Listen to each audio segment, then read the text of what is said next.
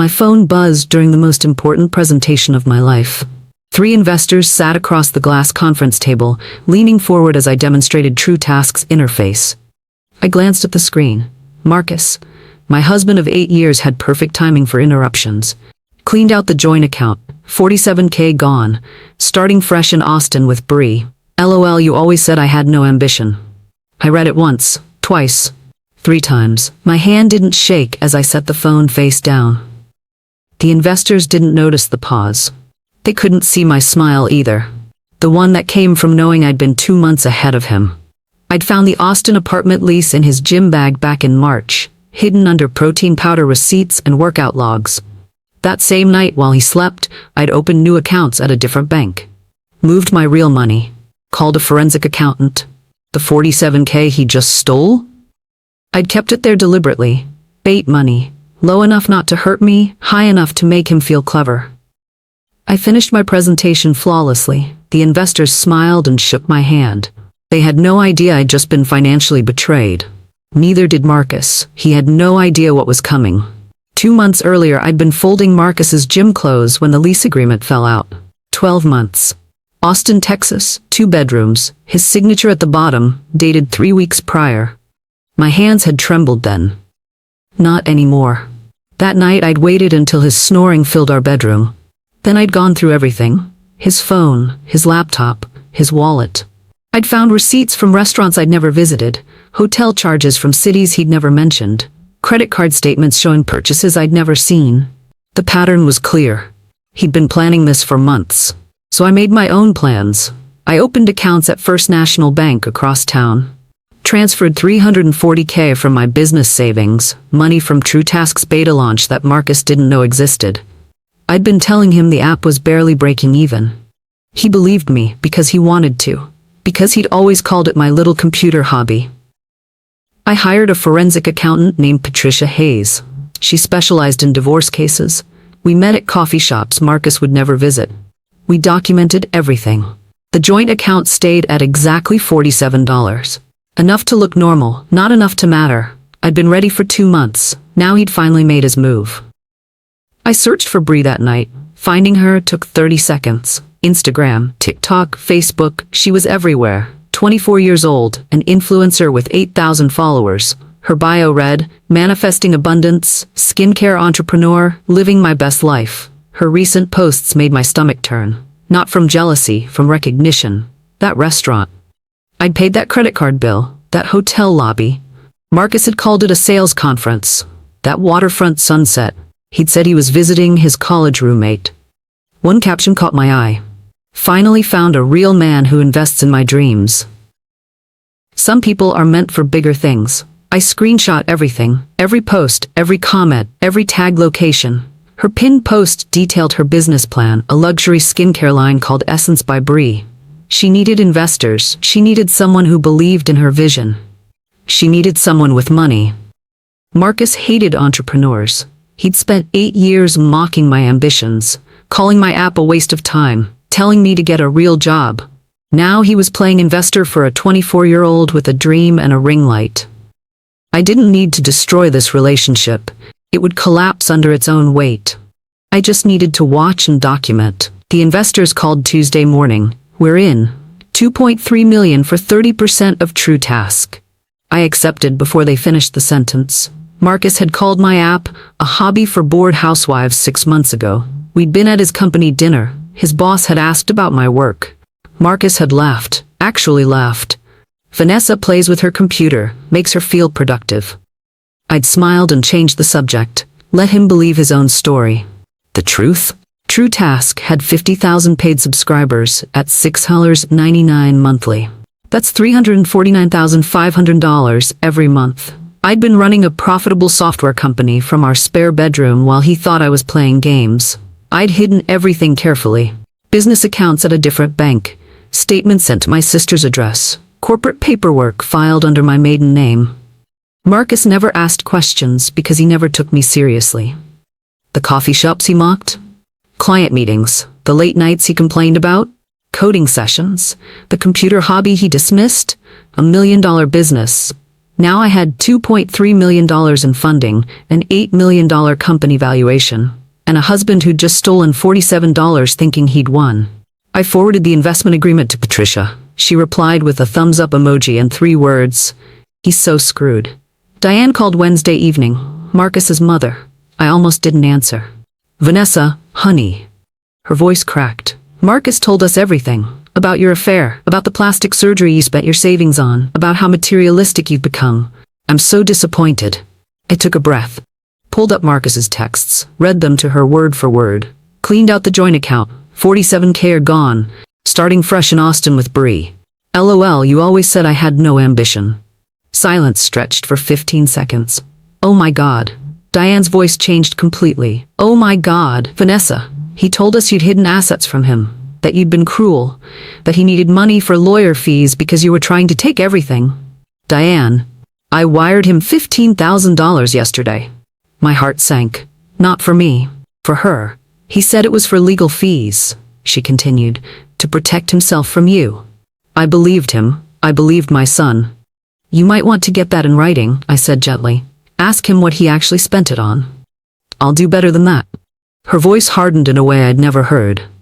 I'll see you in court, honey, as your witness. Patricia filed Thursday morning.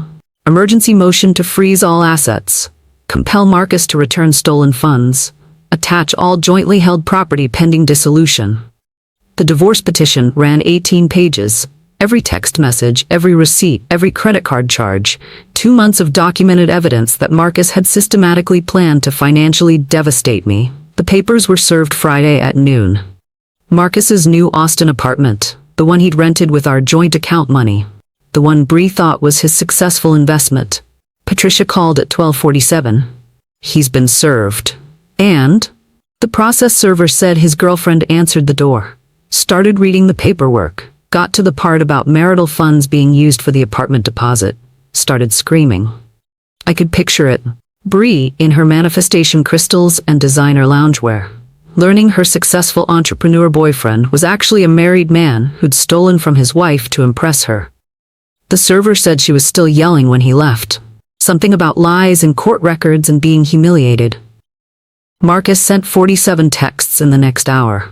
I forwarded every single one to Patricia without reading them. Some battles win themselves. You just have to light the match and step back. By Saturday morning, Bree's Instagram story had 50,000 views. When you find out your successful entrepreneur boyfriend is actually married and broke. Ladies, check the divorce records before you move to a new state. Some men will lie about everything. She tagged Apex Solutions, Marcus's employer. She tagged 6 mutual friends. She tagged Austin, Texas, with a clown emoji. The comments were vicious. Girl, I tried to warn you, but you blocked me. He told me he was divorced. Wait, isn't he like 40? This is what happens when you don't do background checks. My phone exploded with texts from Marcus. Rage, desperation, blame, all forwarded to Patricia. You turned her against me. This is all a misunderstanding. You're ruining my life. Please just talk to me. I didn't respond. Didn't need to. Marcus was destroying himself more efficiently than I ever could. His LinkedIn profile still said, entrepreneur, sales executive, business consultant. Reality said, unemployed, broke, living off stolen money in an apartment his girlfriend just left. Social media doesn't forget. Screenshots live forever. His professional reputation was burning in real time, and he'd handed everyone the matches. Monday brought a call I hadn't expected. Philip Torres, Marcus's former boss at Apex Solutions. Mrs. Harrison? This is awkward, but I need to ask you some questions. Of course. Marcus told HR he was relocating to Austin for a promotion, that his position was being transferred, but we have no record of approving any transfer or promotion. I waited. Then this weekend, his girlfriend posted about divorce papers and fraud. HR started investigating.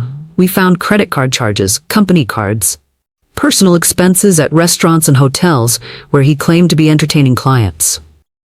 My stomach dropped, not because I felt bad for Marcus, because I realized how deep his deception ran. We're showing nearly $12,000 in fraudulent charges over 4 months. Dinners with someone named Bree while he claimed client entertainment, hotels in Austin while he claimed sales conferences, all billed to Apex Solutions. I had no idea, I said honestly. We're pursuing legal action and terminating his contract for cause. He violated several company policies. I'm calling because we may need you to testify about timeline and knowledge of his activities. I'll help however I can. After we hung up, I felt something unexpected. Not satisfaction. Just tired sadness that Marcus had burned every bridge, stolen from everyone, and still believed he was the victim. TrueTask launched Tuesday with $2.3 million in investor backing. Tech blogs picked it up immediately. Productivity app by solo developer disrupts market. TrueTask hits 200,000 downloads in 48 hours. The article mentioned I'd built it while working full-time and managing household responsibilities. They interviewed early beta users who praised the intuitive interface. They quoted investors who called it the future of personal productivity software. Marcus's sister Kendra texted that afternoon. Mom just showed me the article. You built an entire company while Marcus told everyone you played on your computer? I'm disgusted with him. Completely disgusted. I'd always liked Kendra. She was straightforward, honest, nothing like her brother. Thank you, I replied. No, thank you. For not making Mom choose between you and Marcus. For handling this with dignity. He doesn't deserve it. The downloads kept climbing. 200,000 became 300,000. Then 400,000. Each download was validation Marcus had tried to steal. That evening, I walked through our house, my house since my grandmother had left it to me. Every room held memories of being dismissed, being mocked, being treated like my ambitions were adorable distractions. Not anymore.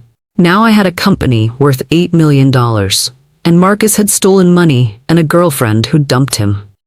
Marcus called Wednesday from a blocked number. I answered because Patricia had told me to record everything. Vanessa, please. His voice was desperate. Wrong. The landlord's evicting us. Your lawyer froze my accounts. I can't pay rent. Where am I supposed to go? Perhaps you should have considered that before texting LOL about stealing $47,000. That money was ours. That money was marital funds you stole and fled the state with. The court sees it differently than you do. I have nowhere to go. The hearing is Thursday at 9. Bring a lawyer. I hung up, saved the recording, sent it to Patricia.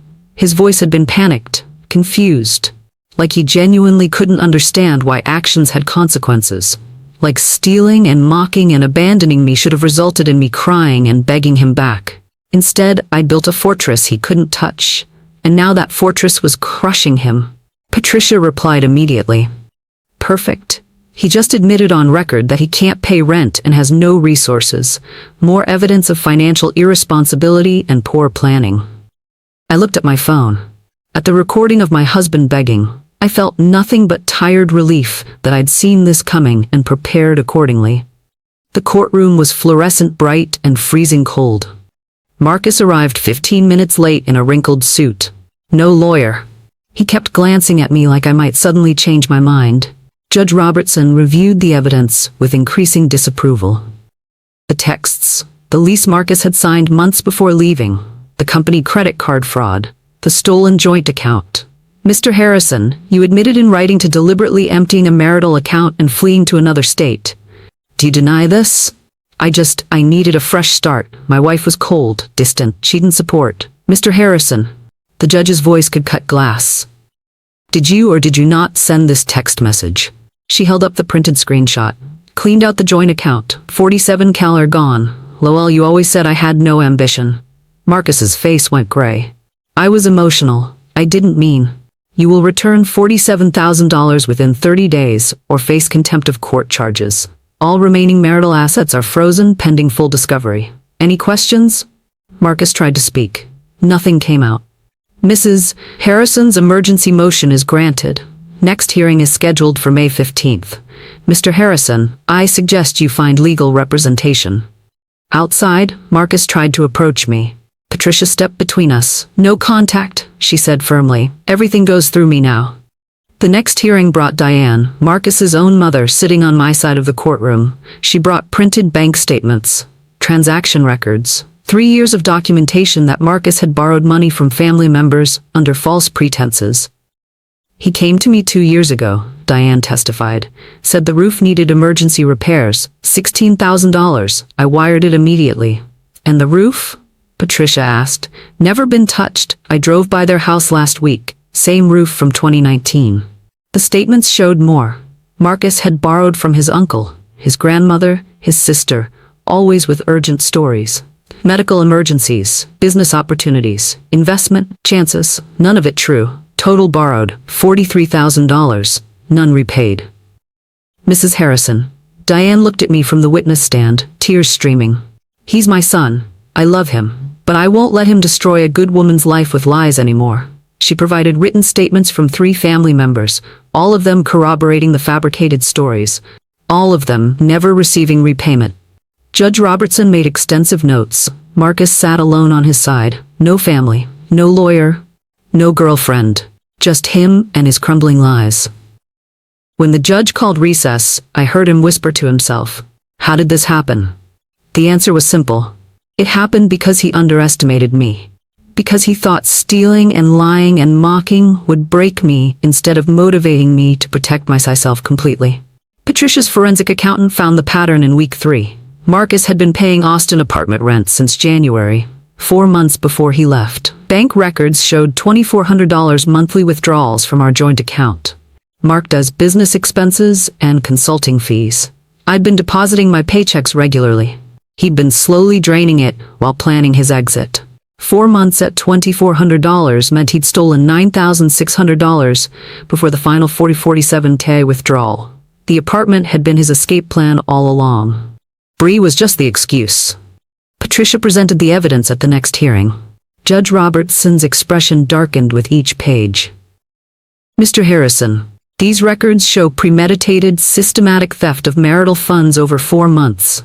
This wasn't an impulsive decision. This was calculated financial abuse. Marcus's bargain rate lawyer tried to speak. Your Honor, my client was planning a business venture. Your client was planning to abandon his wife after stealing from their joint account. The judge cut him off. The evidence is clear. The texts are explicit, the bank records are damning. She amended her previous order. Marcus now owed $57,000 plus 6% interest, payment due in full within 30 days. Marcus's face went from gray to white. He had no way to pay it. No job, no savings, no girlfriend, just debt and consequences. Bree filed her lawsuit on a Tuesday. Marcus Heron versus Bree Sullivan. Fraud, misrepresentation, financial damages. She'd invested $8,000 into their shared apartment and joint business venture. Furniture, deposits, business formation fees for the skincare line that never existed beyond Marcus's promises. Her lawyer contacted Patricia, offered to share evidence, texts, where Marcus claimed he had $500,000 in investments ready to deploy. Messages promising her that the skincare line will be 7 figures within a year. Voice recordings where he described himself as a serial entrepreneur with multiple successful exits. All lies, every single word. Patricia accepted the partnership immediately. Marcus was now fighting 3 legal battles. My divorce proceedings, his former employer's fraud case, Bree's civil lawsuit. I almost felt bad for him. Almost. Then I remembered LOL after telling me he'd stolen our money. Bree's evidence was devastating. Spreadsheets showing promised investments that never materialized. Business plans Marcus had reviewed, despite knowing nothing about skincare. Financial projections he'd created from thin air. The girl was 24 and naive, but she documented everything. Marcus had underestimated her too. Apparently underestimating women was his specialty. The business valuation came back in June.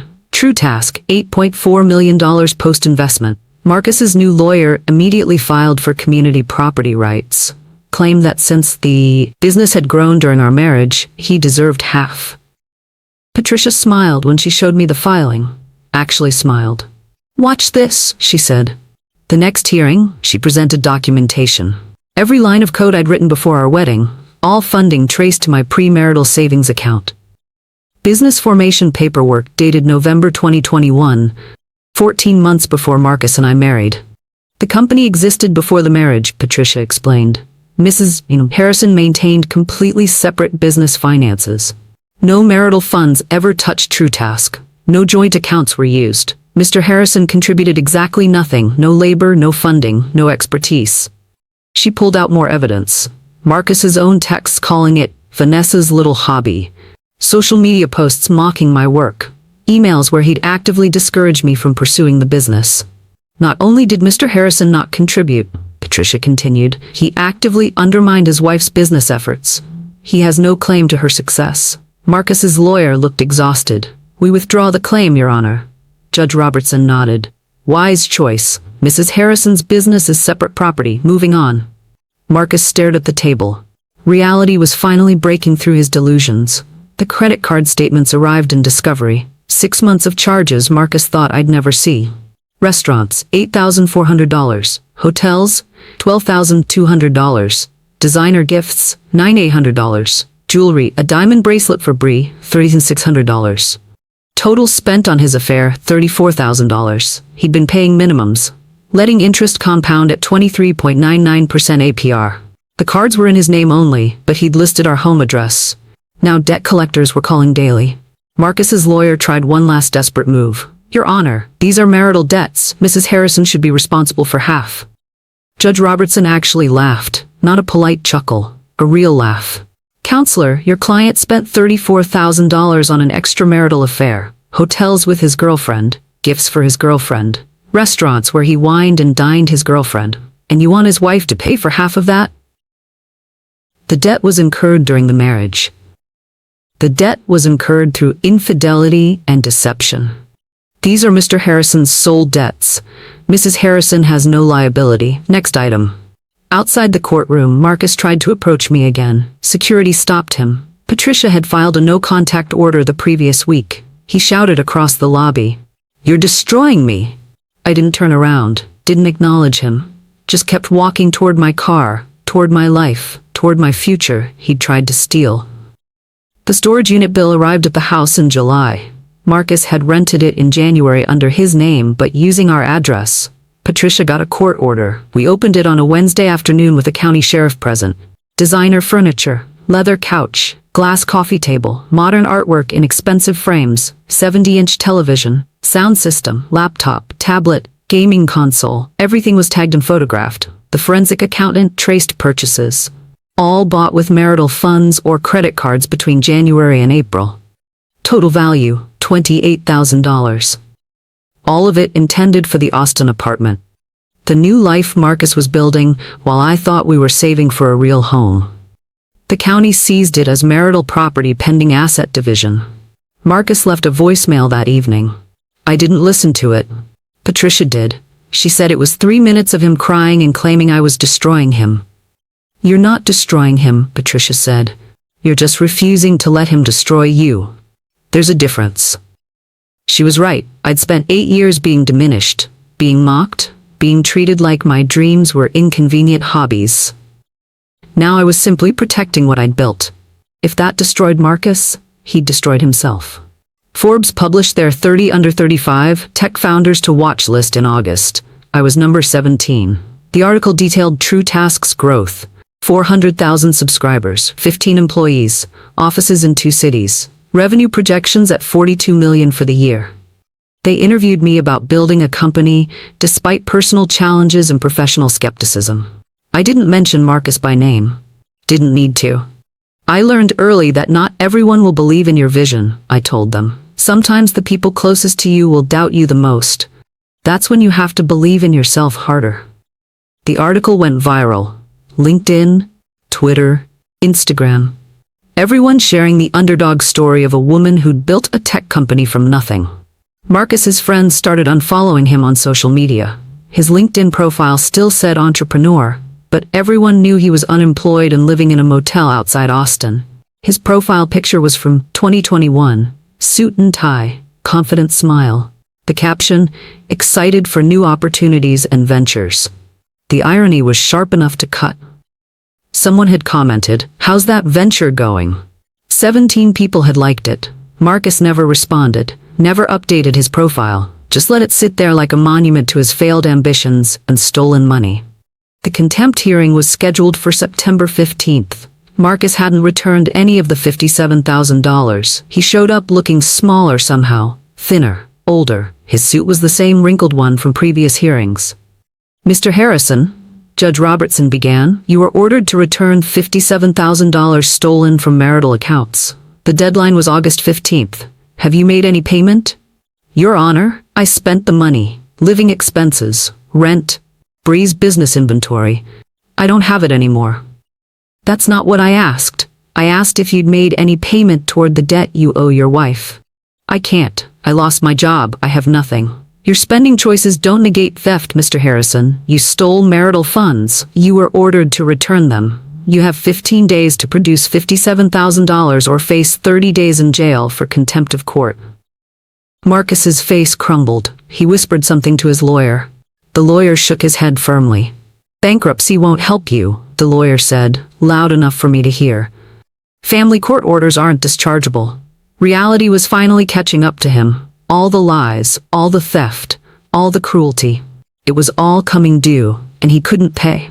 Marcus's lawyer called Patricia with a settlement offer. Marcus would sign over all claims to the house, both cars, and any business assets. In exchange, I'd waive the $57,000 repayment. Patricia presented it with one eyebrow raised. What do you think? I did the math. The house had $190,000 in equity. My grandmother's down payment had appreciated significantly. Both cars were paid off, worth about $65,000 combined. I'll accept on one condition, I said. He signs an NDA. He can't discuss me, my business, or our marriage publicly. No social media posts, no interviews, nothing. That's smart, Patricia agreed. He seems like the type who'd try to play victim publicly once this is over. She called back within 2 hours. He signed everything, the property transfers, the NDA, all of it. He just wants this done. I felt strange signing the final settlement, not happy, not sad, just tired. Tired of fighting. Tired of protecting myself from someone who'd promised to love me. But also relieved. Relieved it was ending. Relieved I'd been smart enough to prepare. Relieved that my grandmother's house would stay mine and Marcus would leave my life forever. The pen felt heavy as I signed my name, but each signature was freedom. The divorce was finalized October 3rd. 10 months after Marcus's LOL text, 6 months after the first hearing. I kept the house. Both cars, True Task, and all business assets. My separate accounts, everything I'd built and protected. Marcus got his personal belongings, his laptop, his clothes, his $34,000 in credit card debt, his $12,000 owed to his former employer, his $8,000 owed to Bree. Judge Robertson added a personal note to the final decree. Patricia showed me later. This case exemplifies why individuals should maintain separate financial identities regardless of marital status. Miss Harrison's foresight and careful documentation protected her from complete financial destruction.